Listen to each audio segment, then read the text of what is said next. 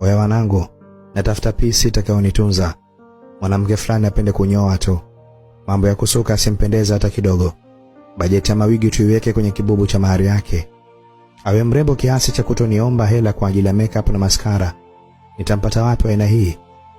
Asipende wanja kama Luludiva. Asibabaike na matoleo mapya ya iPhone. Nimpate kwenye kisosadu kinachotunza chaji sana. Asiwe mwanamke mpenda bata. Asiniombe nimpeleke neti klabu kidimbwi apande juu ya meza apige filimbi. Nikimuita geto aombe nauli ya daladala, sio wala ku request. Awe tayari kunipikia kwenye jiko la mkaa mpaka pale nitakapomiliki la gesi ambalo kalizoea sana. Huyo mwanamke wa aina hii nitampata wapi? Yule ambaye nikimwambia sina haendi kuposti vijembe status kuhusu wanaume wangu. Huyo ndiye mwanamke ninayemtaka. Akinifumania na mwanamke mwingine anielewe, lakini nikimwambia kwa yule ni rafiki tu. Asiwe bikra, aje na ufundi wake. Hata kama maji mara moja, anionyeshe kuwa beki zake zinakaba vile vile. Mwanamke atakayenitambulisha kwa shoga zake wote, na roho isimuume akiwa hamjui hata rafiki yangu wa uongo. Mwanamke mwenye mapenzi ya kweli na mimi siku zote.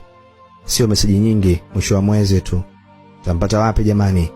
Yule atakayechagua cha bei ya chini kwenye duka nilomruhusu achukue anachokipenda. Mwanamke wa ndoto za wenye akili kama mimi. Asipatikane kimboka, tipsi wala kidimbwi.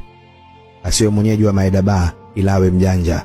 Mkimwona mahali niambieni ndugu zangu. Shida yangu nimeshaelezea, msiniangushe. Na waamini.